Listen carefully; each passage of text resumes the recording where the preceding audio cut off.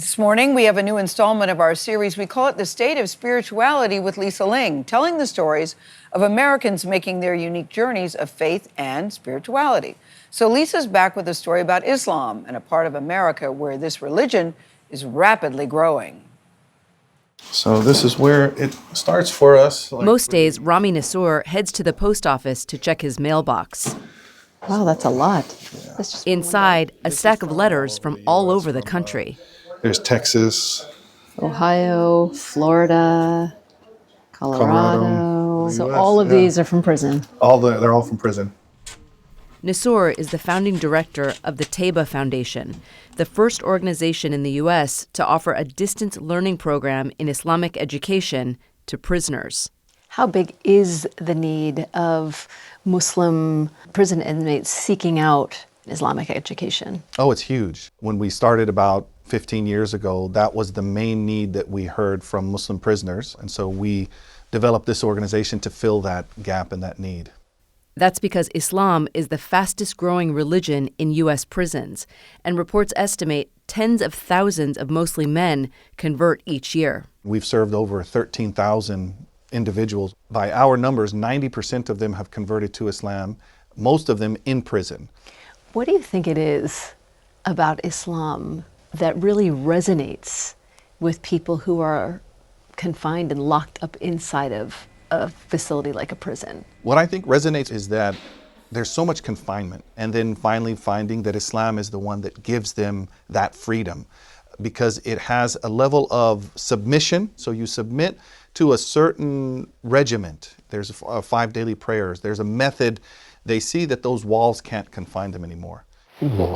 That is part of what attracted Mohammed Amin Anderson to the faith.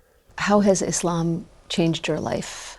When I came to prison, I didn't have my humanity. I'd say it like that. But after entering prison, I've recovered my humanity. Born Christopher Anderson in Philadelphia, he was the son of a preacher. But as a teen, he answered the call of the streets. I actually fell into a drug addiction for about a year and a half. And I got involved with a group of guys, and they were selling drugs in our city. In his early 20s, Anderson participated in a gang-related murder. He was sentenced to more than 30 years in prison. How soon into your incarceration did you find Islam? Maybe a year or two I was in, I think. Why Islam and not further into Christianity or Judaism or another faith? And I spent my years in prison learning about other faiths. So I knew a lot about them, and it was like Islam was the only one that made sense for me. Was there a particular aspect of it that really resonated with you? For me, the spirituality. It offered me that sense of guidance, direction. As his faith grew deeper, Anderson became connected with Nassour and the Taiba Foundation. This call is from a correctional facility and may be monitored and recorded. You were teaching him Yes. by phone. There's only so much that you can do with self-learning. So I started taking his phone calls, started sending him material, answering his questions, and really taught him over the course of about 17 years, to the point that then he was able to teach in the prisons. But yet, there are still widespread misconceptions about why people are converting to Islam in prison. There may be a perception that those people are becoming radicalized. What do you make of that theory? It's just not the case. The numbers don't show that. Does it exist? Yes.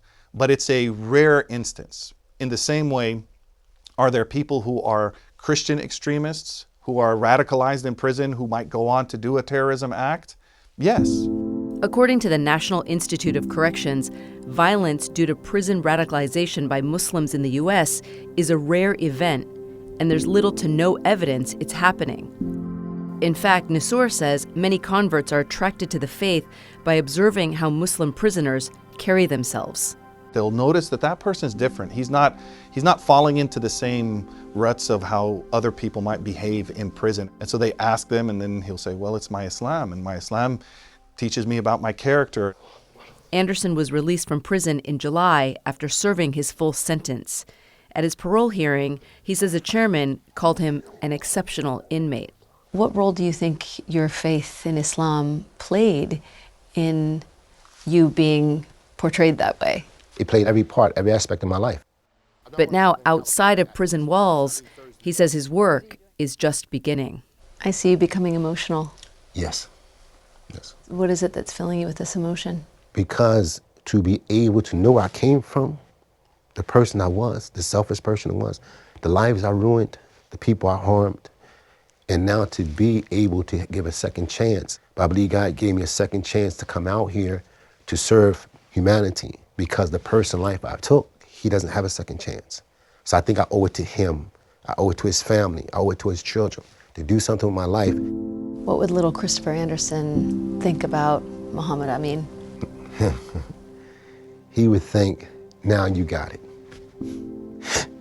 Now you got it.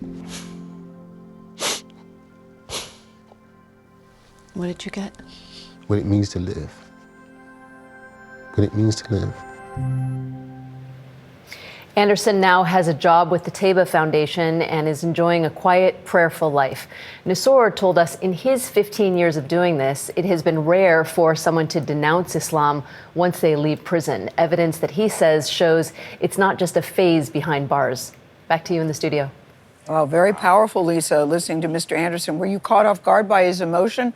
Because he was so in control. I love earlier in the interview when he said, Islam helped me find my humanity. I'm for everybody finding their humanity, however they need to do that. I certainly was surprised, but when he thought back to what his childhood self would have thought, I think he really found that comfort and peace in who he has become.